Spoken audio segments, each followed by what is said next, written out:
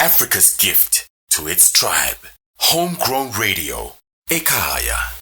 My home. Blockchain Africa 2023 conference in Sandton, Johannesburg at the Galleria. I'm excited today. I have an inspirational woman by the name of Maria Eisner Pelch, and I've made it through that pronunciation. It was a tricky one. Hello, Scotty. Hi, Scott. So, being Danish and Afrikaans, very similar language, and some things cross-cut. Yeah. Some of the terms that we use are also at least found in your language. So just be very careful. We might nationalize you. If we like people, we take them over. Well, I wouldn't mind moving here again. Back to Cape Town. Yeah. Maria, you are with a company called Concordium, Yes. and you're based in the Netherlands. In Copenhagen specifically. You have an amazing resume. You've also been at Harvard. You've studied in Singapore. You've studied in, where's this other place? Harvard, Singapore, and is it INSEAD? Copenhagen. INSEAD, yeah. Oh, beautiful stuff. So we just come off a session with you on stage where you're speaking about carbon emissions. Why are you at this conference in Africa? What are you doing here? Yes. Well, that is a good question. Well, first of all, I came because I love South Africa. But a big part of it has been on trying to broaden the information about what you can use blockchain technology for in a green transition. And I think a nation like South Africa, with energy specifically, but also with carbon credits and the carbon taxes that will come into play in 2025, there's so much potential to actually finance a better and more trusted green transition. So I'm here to sort of put that on the agenda. Right. And then obviously meeting so many interesting companies and projects down here that we would love to work with at Concordium. Are you working in particular with maybe the South African government or any of the companies that are involved in carbon? So we're in dialogue with a company here in South Africa around carbon credits and how they can be used and leveraged, but also green energy certificates. So when I was on stage before, I was explaining the green energy certificates that we have with the Danish government, which is they are the national transmission system operator. It means that they're the one balancing the system. Yes. And what's really important is that, in Denmark, we have a lot of trust in them, and what they say is actually true. So if they say we produce this much green energy, we would just automatically believe them, and we will get that overview a year after. Yeah. But we have no way of actually proving it. And to them, they were saying, when they came to us, they were saying, we have this black box, but sometimes the credits are actually traded more than once. Right. So if we send them over the borders in the EU, sometimes they get traded more times. Right. And they came to us and they said, we've been working on this blockchain solution, and we want a blockchain partner that can help us with the cryptography.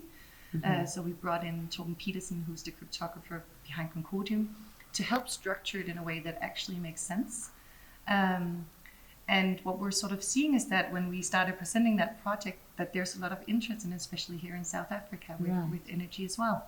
So, we spoke about blockchain. I mean, there's so many beautiful use cases for blockchain. And there's the medical, there's the fintech, there's assets, digital assets.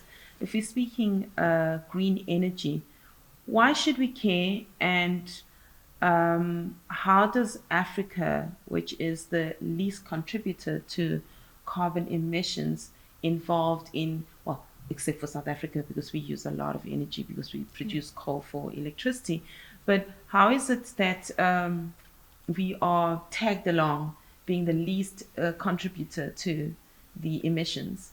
So I think I was saying it on stage, right? It's one of the first actual global problems that we have. Right. So whereas you may not be one of the biggest contributor to emissions, you will be the one paying the price with climate change. Right.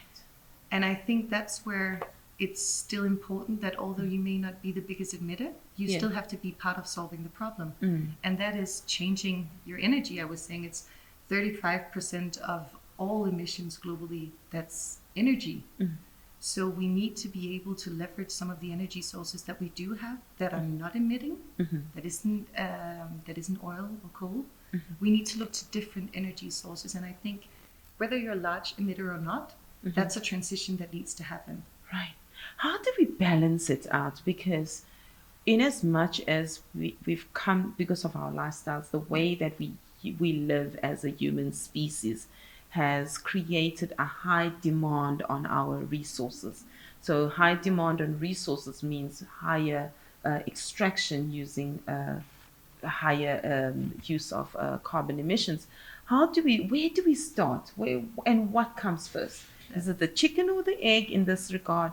Is a certificate enough? Where do we start? How do we change this? That is such a good question. I used to have this philosophy that I could do so much as an individual. So, I stopped eating meat. For a year, I didn't fly. I didn't purchase any clothes from new. I just went like all zero and thought that that would really help change. And what I slowly realized is that it will never be enough. One person's actions, although it goes a long way, it's still, a lot of it is systemic change, right? We need to have companies take the responsibility, and now they're thankfully doing that because governments are putting a pressure on them. So it might be that the South African government is imposing a carbon tax, and that means that companies need to reduce. Right. So I think what comes first is looking at your supply chain, looking at the material that goes into it, the distances it travels, and not just from an energy perspective, but also a social perspective. Who's involved? What's the equality? How can we empower local communities? So really be thoughtful about the things we do and then reduce wherever is possible. Yeah. And for the final part of that, then it's about offsetting with trusted issuers that will give back to local communities, that the data in those credits can be trusted. So you actually have regeneration at the same time as you're reducing. Yes. And it's a chicken and egg. It's so difficult, but the good thing I think is I was standing like an idiot 4 years ago, and I remember all of my friends, they're like, what are you doing in that sustainability field? And now like all of the big fours, all of the companies have these different departments. And my friend told me last year, she's like, wow, you were right, huh? I'm like, yes, it's a global movement. It's finally happening. Let's just say such a huge change. It will require such a radical mind shift, because for governments to impose reduced emissions means that they would have to almost impose the way that we do things from a day-to-day basis, which means that you'd have to change a lot of policy, and it's got to be done radically. You can't really ask for favors in this regard, especially if climate change is such a critical and urgent factor, a matter that we need to take care of as a human species. But and it's a beautiful thing that we've got blockchain that will prevent the double spending by bad actors, which is just in itself a beautiful technology. Where or are we starting to see reductions, and by what percentages would you say? I mean, between China, America, where are we starting to see, or are we still shouting in the dark? I mean, we're not starting to see it, unfortunately. So I was showing it on stage, right? We're 3 years into what the UN called the decade of action, which is the sooner we reduce our emissions, the easier it will be, the more of the climate change we can reverse. But there's a certain point where once the temperatures rise, we will have multiplying factors that will make it even worse. So we need to get it sorted. It's 43% reduction by 2030, and currently we're on a 7% rise trajectory. So it's looking grim. And although it's looking grim, there's a lot of things that will come into play, right? So you will have, I had the most amazing project with the oil company that I worked with, where we're helping actually oil companies imagine a greener future. So taking the capabilities that they have, going out of sea, being extractive, into how will that help in a green transition, which is going out to sea and capturing carbon underground. And that project went live 2 weeks ago. So I think there's a lot of little things happening with carbon capturing, with information for customers and us as a general public. I mean, I couldn't find any information about climate change a few years ago other than a few books, and it was something you had to really purposely be involved with.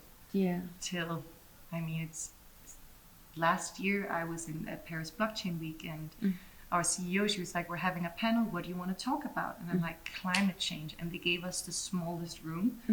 And I called up any of the other big layer ones, or I called up Hedera and some of the other ones to say, actually, we're going to have a dialogue about this now. And it's going to be informative and it's not going to be promotive, but we're going to discuss what we can actually do with this technology for a greener transition. And it's been a year now, and now when I look back at it, I'm like, wow, okay, the conversation is happening, which means that solutions are coming. Yeah.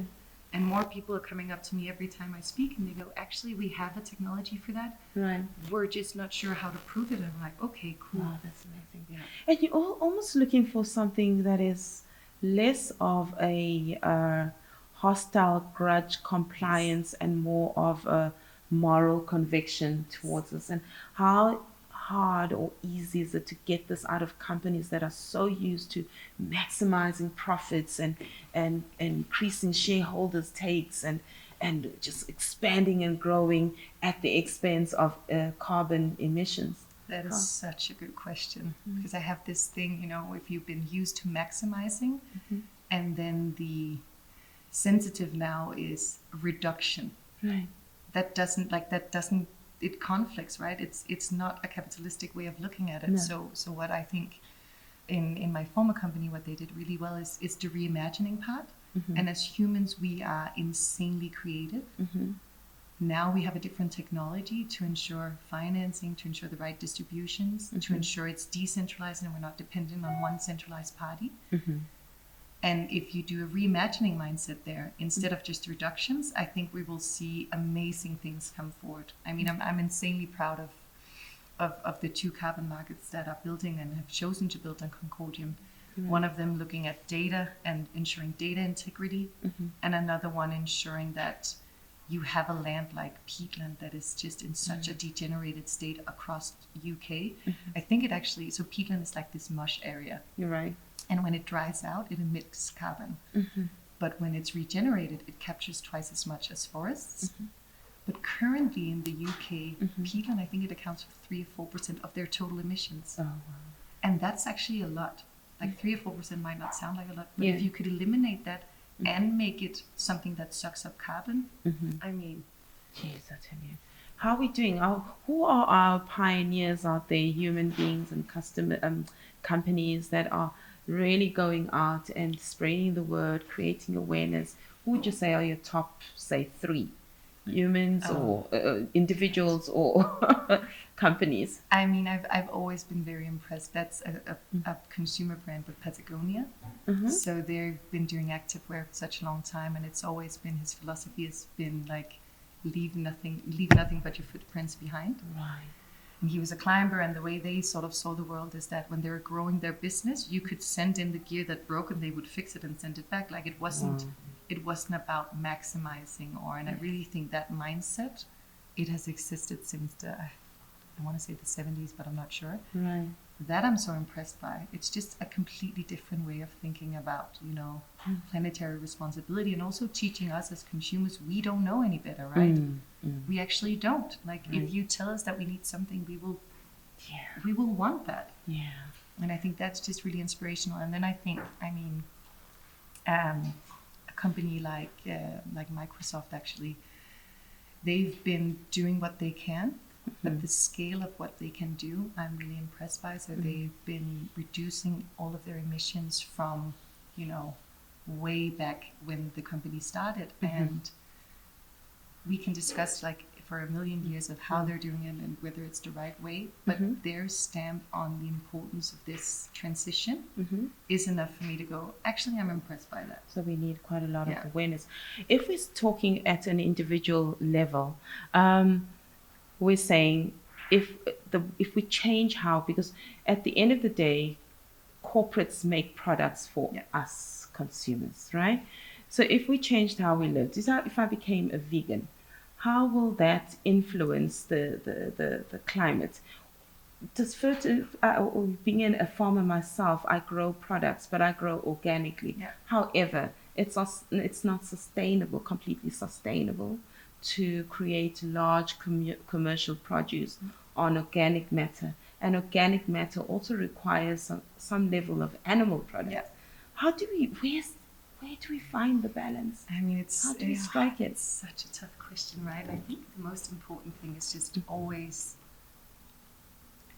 always considering, I have this saying, like, if you're a corporate or if you're a farm or whatever, you need to expand your stakeholder group and take the planet in as a stakeholder. Yeah. So it might be that you can't scale whatever you're doing and make it insanely sustainable and have large profits, but you're not degenerating the land.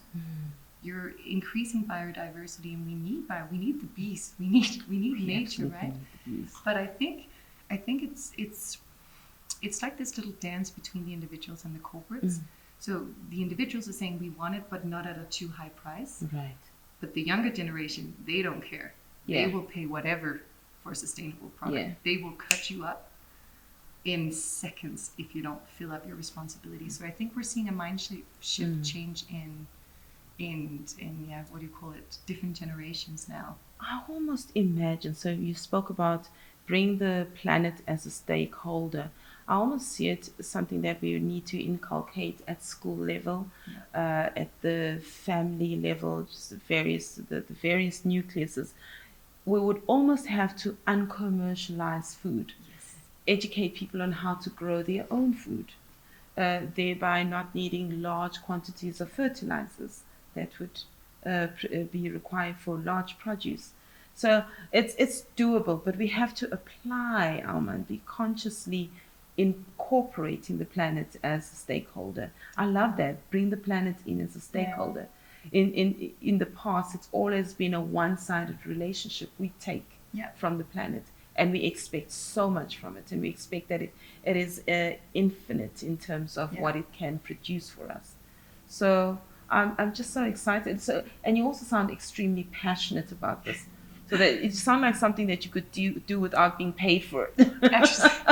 Actually, it is. I think, when I started at Concordium, my boss, he was like, "Tell me what you want to do," and I was like, "Yeah." You mentioned I took a degree at INSEAD, so I took a blockchain course at INSEAD while I was working at the think tank. Right. And I was just like, "This is the most powerful technology I've ever worked with." And I used to work with AI when I was at IBM, but to me, this is just so systemically, profoundly different. Right. That I was like, "Can I come work with sustainability?" Beautiful. And he went, "Yeah, sure." It's like, got it. Okay, I want to do this, and that.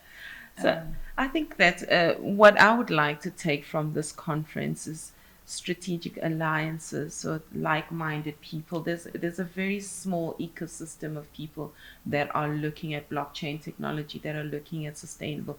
So if we all sort of aligned our efforts and combine them, work together and spread this word, I think that it would be a good thing. And I'd love to actually have more conversation with you for Learn Crypto, which is our platform. We started it in 2020, and incorporate how the use cases can actually be practically applied by corporates. And we require, I was actually speaking with one of the speakers. I said, if we're speaking at CEO and chairman level, and that person fails to get it, and they are the decision maker, we are in trouble. We need to educate that person. And it's a mammoth task. There's egos involved as well. So we have a huge task at our hands. What would you say is, what would you suggest for our continent, for Africa, in creating a sustainable world or contributing to a sustainable climate? I think energy is definitely one of them. So it's about shifting the energy sources and doing it in a way that's empowering. I was one of our partners down here told me about a project where you can actually rent solar panels. And you can earn from the energy that it produces. So you buy to have it set up, but then it's a continuous income stream for you. And so solutions like that, I think, is really, really empowering. I think it's more about thinking locally. Like you were saying, as a farmer, I would pay, and I already do that in Denmark, I would pay way more for the tomatoes I know was grown just right up the hill than I would for something coming from Spain. And it's so hard to sell organic food. But as soon as you sort of have those loops and you can prove it, there's a premium you can require from that. And I think it's really about looking at those solutions that are actually local. It doesn't have to scale insanely, but just look at how this new way of doing business with an infrastructure like blockchain, Yes. how that can actually ignite local communities. And you can do a million other things, but to me, like renting a solar panel, amazing. And that's so. I would love to, and it's a huge challenge because the input cost, the capital cost of getting it in is so exorbitant, especially at this stage. So if people can provide these or supply these at much more cost effective ways, it would be amazing. I've got a naughty question for you. Yes. When there's load shedding, are you happy or sad? That's a good Careful. When I lived in Cape Town the first time, we didn't have the app, so it would just happen. I would be like, all right, I'm just going to read my book and chill. Yeah. But it's been fun because I've been having a lot of conversation. Obviously, our team is global. And I mean, I've been having conversations with people in Asia, in the US, and I mean, Turkey. We even had an earthquake, and then up in Denmark. And every time there's been load shedding, I'm like, oh, load shedding. And they're like, we have energy that just works. And I'm like, yes. Do you understand? So it makes me I have a lot of gratitude for how the system works where I'm based. Yes. And it also makes me happy because I think it's becoming such an issue here in South Africa that you need to do something different. Yeah. And I think the answer to that is renewable energy sources. Right. Is Denmark already heavily involved in renewable energy sources? Yes. Where are you extracting most of your energy supply? Oh, that is a question I would need to research more, but I think we're doing wind quite a lot. Wind. Oh, wow. And then I know there's a partnership with the Danish government and the South African government on renewable energy sources as well. So there is a lot of collaboration. It's not just high scat, but there is a lot of collaboration, a lot of learnings that can be shared. And I think it's an evolving conversation which you and I cannot get to we can't even really touch the iceberg with it. But I think it's an evolving conversation that is necessary between individuals, corporates, governments, that we got to keep raising awareness, keep igniting the light around how a danger zone we are sitting in, how much of a danger zone we're sitting in, and change the mind shift. And I think blockchain is just a beautiful opportunity for us to start exploring how we do things as corporates and as individuals. And I'm excited that there's people like yourselves that are working in this space and trying to really enlighten us about the dangers that we're facing with climate change. Very excited. Thank you so much. Thank you so much. we look forward to more conversations, more collaborations, and just more activism around what it is that needs to be done. Yes, that's the right word. And governments are going to be the ones that are going to need the most jerk. Like, get off your butts. And we'll start with the course on Learn Crypto. Absolutely. Absolutely. In fact, it's just something that's come to my mind that we're going to incorporate renewable energy as part of use cases for blockchain technology. Yes. It has been great. This is Homegrown Radio hosting us, Learn Crypto Africa, and we are at the Blockchain Africa 2023 conference in Sandton. And I have been joined by Maria Eisner. Say it for me? Pelch. Say it right. Get the name right. And all passionate about renewable energy, carbon emissions, and just looking at the integrity factor around interacting with carbon emissions, reporting it correctly, using the blockchain technology to avoid or prevent double spend or double reporting.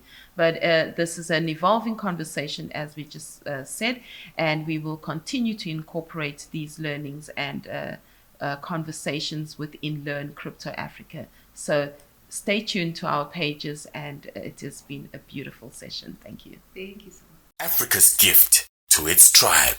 Homegrown Radio. Ekaya. My home.